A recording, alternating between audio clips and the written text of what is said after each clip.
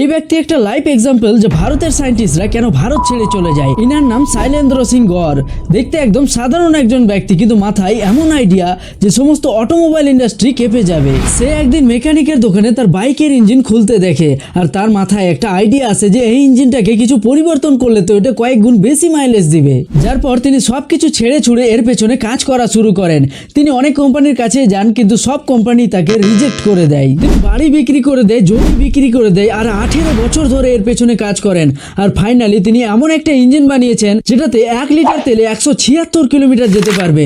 News report অনুযায়ী তার কাছে 2টো পেটেন্ট আছে আর একটা প্রোটোটাইপ সার্টিফাইড ইঞ্জিনও আছে। তিনি টিভিতে 1 লিটারে 120 কিলোমিটার লাইভ চালিয়ে দেখিয়েছেন। একজন গরিব সায়েন্টিস্ট সেটা করে দেখিয়েছেন যেটা বিলিয়ন ডলারের কোম্পানিও করতে পারেনি। তারপরে এই ব্যক্তিকে না সরকার সাহায্য করছে না কোনো প্রাইভেট কোম্পানি। আর এরা যখন আমেরিকা গিয়ে টেকনোলজির উন্নতি করবে তখন এদের কথা আমাদের মনে পড়ে। চলুন পুরো ঘটনাটা শুরু থেকে জানা যাক। শৈলেন্দ্র সিং গর ইনি Allahabad university, MNNIT Allahabad, IIT BHU এর মতো নাম করা ইউনিভার্সিটি থেকে পড়াশোনা করেন। আর এই ঘটনা শুরু হয় 2007 সালে, যখন একবার তার স্কুটি খারাপ হয়। তার স্কুটি ঠিক করার জন্য মেকানিক যখন তার বাইকের ইঞ্জিন খোলে, তখন তিনি বাইকের ইঞ্জিনে অনেক বড় ব্লেন্ডার দেখেন। আর দেখেন যে পিস্টন ক্র্যাঙ্কের একদম 90 ডিগ্রি অ্যাঙ্গেলে লাগানো আছে। আর এখান থেকে তার মাথায় আইডিয়া আসে যে সে যদি 6 স্ট্রোক ইঞ্জিন বানায় আর এই পিস্টনকে যদি 60 ডিগ্রি অ্যাঙ্গেলে লাগায় তাহলে বেশি প্রেসার জেনারেট হবে আর বাইক অনেক বেশি মাইলেজ দিবে।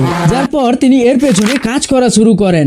প্রথমে তিনি ভেবেছিলেন কোনো না কোনো IIT ইনস্টিটিউট তাকে সাহায্য করবে, তাই তিনি প্রথমে টাটা মোটরসে যায়, তার প্রেজেন্টেশন দেখায়, কিন্তু সেখানে তাকে রিজেক্ট করে দেয় এটা বলে যে এটা কখনোই সম্ভব না। তারপর তিনি IIT কানপুরে যায়, সেখানেও তাকে লিখে দেয় যে এটা বাস্তবে কখনোই হতে পারে না। যার ফলে যে তাকে স্পন্সর করতে চেয়েছিলেন সেও পিছনে সরে যায় এটা ভেবে, যখন IITianরাও বলছে এটা হতে পারে না, তার মানে এটা হবে না। তার মনে একটাই বিশ্বাস ছিল যে সে যেটা জানে সেটা 100% কাজ করবে। তাই তিনি জেদ নেন যে তিনি এটা নিজেই করে দেখাবেন। কিন্তু যেহেতু তাকে কেউ সাহায্য করেনি, তাই সে তার বাড়ি, জমি, জায়গা সব বিক্রি করে দেয় এটা বানাতে গিয়ে। বন্ধুদের কাছে টাকা ধার নেয়, শ্বশুর বাড়ি থেকে টাকা ধার নেয়।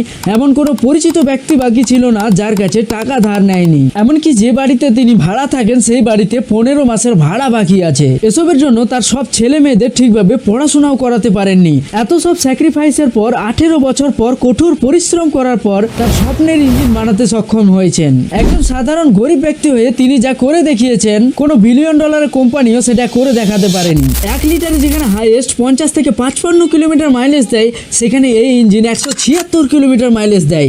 তার দাবি এটা 200 কিলোমিটার পর্যন্ত যাবে।